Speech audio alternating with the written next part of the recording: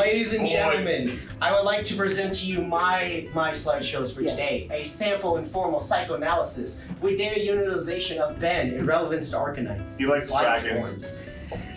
Basically, these are a lot of big words. It's okay if you don't understand them. I'm going to explain this whole thing for you because my audience probably doesn't understand the context. So, first, we have our lead researcher, who is in Arknights in 86 stand. He is a boba enjoyer, not the tea, just those balls. Oh my god. And he was bullied into playing Genshin Impact again, and he is a proud level 90 Amber main. I'm so proud of you. And my man is a now full degenerate because he bought a Ganyu figure 4 months after playing again. Oh my god. I'm proud of you, Ray, but I'm also disappointed. How much did it cost? Alright. No comment. Do you want to know? I'll tell you later. Alright, anyway, we have our test subject, Mr. Genshin Impact.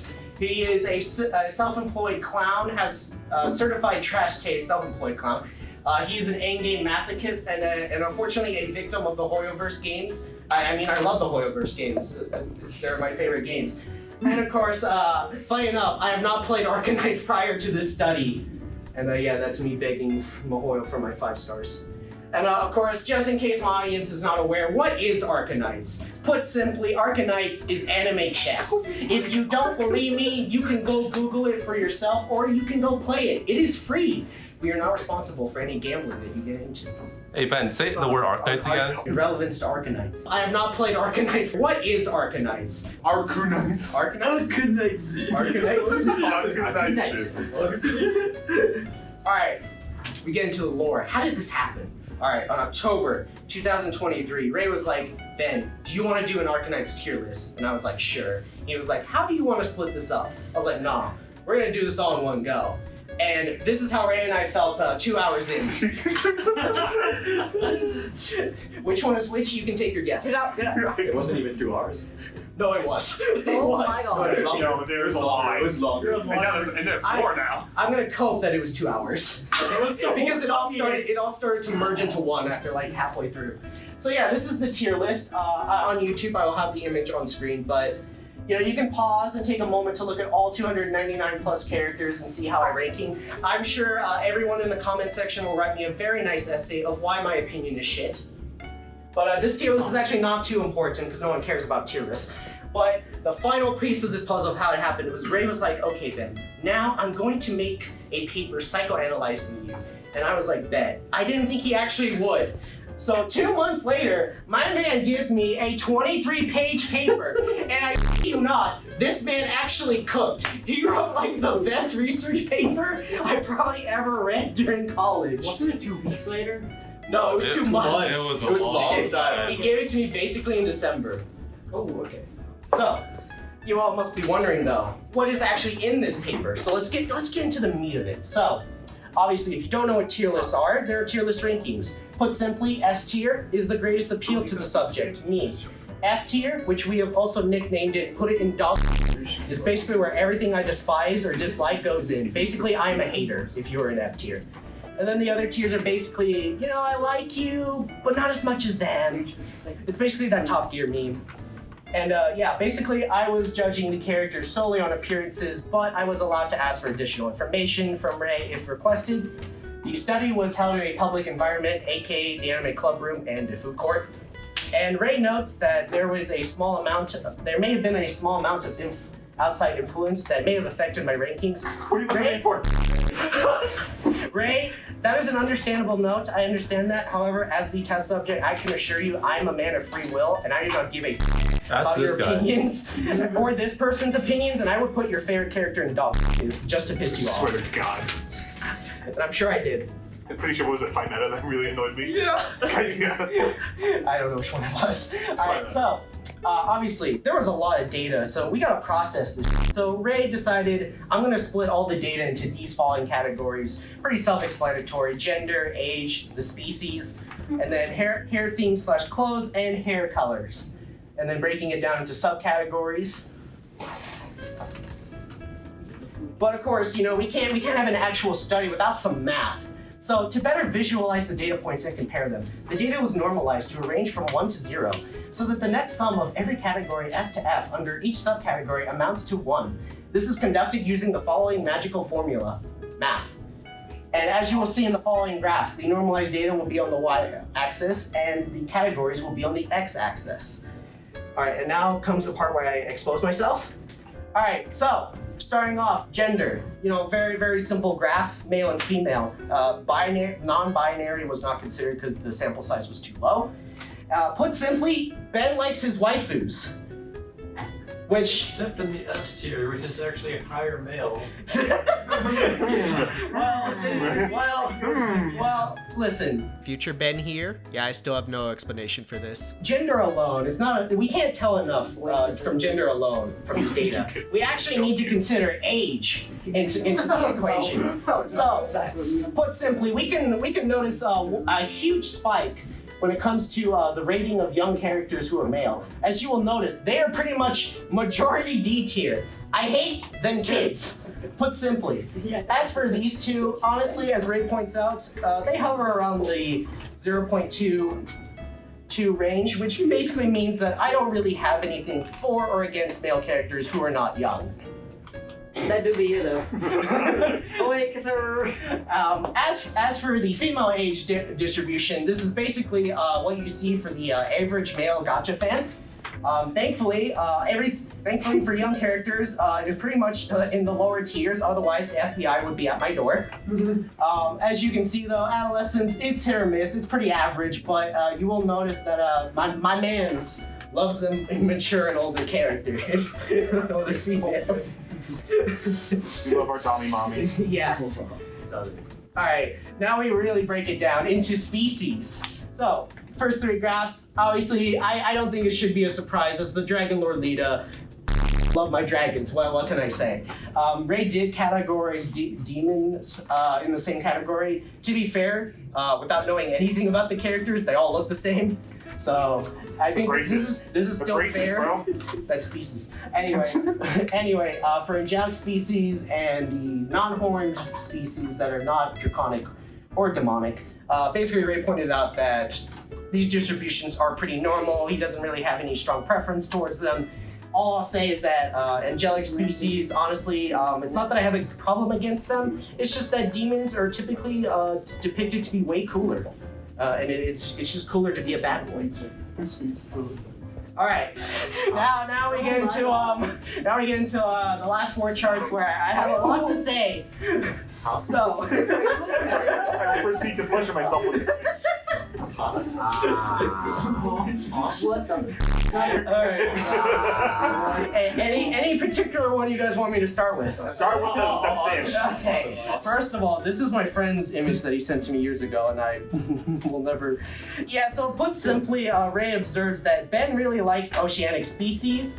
Though that may be because Ray has noted that a lot of the oceanic species were mature-looking, had white hair, and were red-eyed women.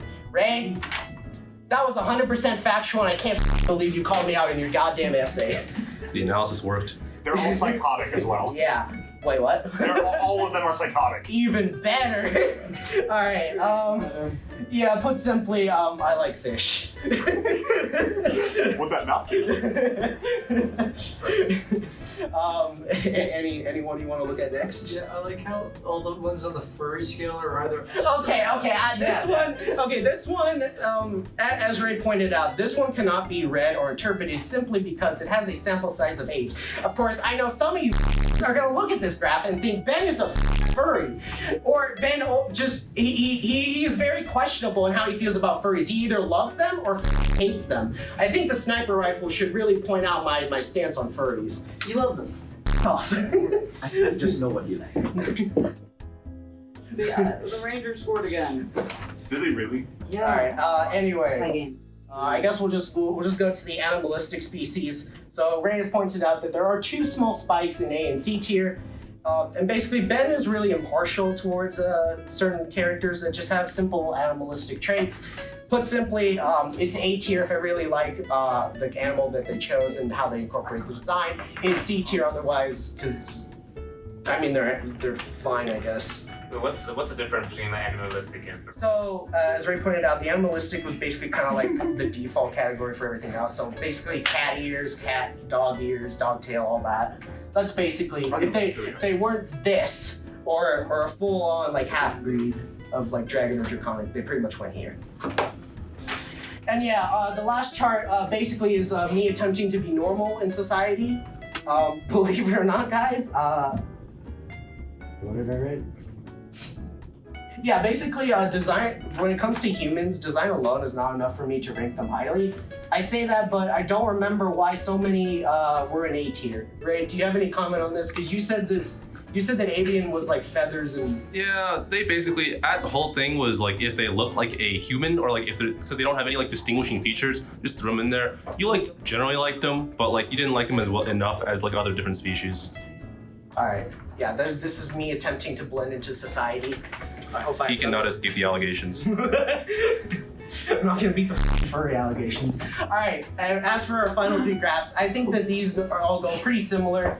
So we have color palette, theme clothing, and hair color. I mean, pretty much as I said, they are pretty similar. You can see by the distributions that I like pretty colors. Pretty colors equals neuron activation, which means my wallet opens. Put simply, I really like fantasy clothing. I am a Genshin fan after all. This is even further backed up on my real stat that I have 65 entries in the fantasy genre on anime list. And yeah, put simply, sci-fi and plain clothes just have normal distributions. Like, there's nothing wrong with them, but I think you really gotta wow me based on clothes. And I don't consider hair color a separate thing. I think it pretty much all goes together. All right. So, what have we learned? Basically, from this data, Ray has made the following observations. Ben avoids young characters, but has a strong preference towards older, more mature characters. Ben has favoritism towards dragons, demons, and potentially ocean creatures. And of course, I like them big, vibrant colors and very saturated with fantasy themes. Basically, if they meet these three conditions, there is a very high chance that I will rate this character high in the tier list. However, I must point out the grain of salt to note that Ben has not played or experienced Arknights yet. Therefore, it is possible, just like any opinion, that this may change after playing and learning more about the characters. Spoilers, it won't. All right, but the one last thing that Ray had to do to me in his essay was basically, based on these observations, I'm gonna judge this man's Genshin picks. Oh Lord. So as you can see, this is my Genshin profile with the 8 characters that I can show at a time. And Ray actually asked me to change mine from the OG8, which I did not realize this is why. As you can see, most recently, Nouvelette is pretty much meets all 3 conditions. He's older, he is the literal Hydro Sarvin, and he has big, vibrant colors while he Kamehameha blasts his enemies. Every other character, for the most part, fails at least one condition. I do have to point out Ray because I did not notice this until last night. Nilo is human, Ray. She does not meet the second I condition. thought her name was Nina. She has horns. That they are fake. I don't know that. I don't know that. I know. I just wanted to point that out because I didn't even notice till last night. However, you may notice there's one character on this list that seems to point out more than the rest. According to Ray, Scaramouche is the biggest anomaly. Ray has no idea why I love this character based on his observations. Of course, that is until you factor in lore and story. He is the literal hat guy. He was abandoned by his parents, and we both hate this man. Therefore, he is the enemy of my enemy, is my best friend. I wonder what likes the story. I will kill them if I find out. Alright, but yeah, obviously when you factor in lore and story, these guys would also get a point. But last thing is, I just thought, just for fun, I thought I would apply this to my Star Rail roster. And all I have to really say is everyone pretty much fails the second condition because, as far as I know, everyone is technically human in Star Rail. Where's Bailu? I don't have her. Wait a minute. No Bible. Wait a minute. I wonder where that Bible went to. What was the... All right. I'll go back to Gacha. Thank you for bringing up my trauma. I will go cry after this presentation. But of course, thank you all so much for watching and attending my TED Talk. Ray, thank you so much for unironically writing the best research paper ever.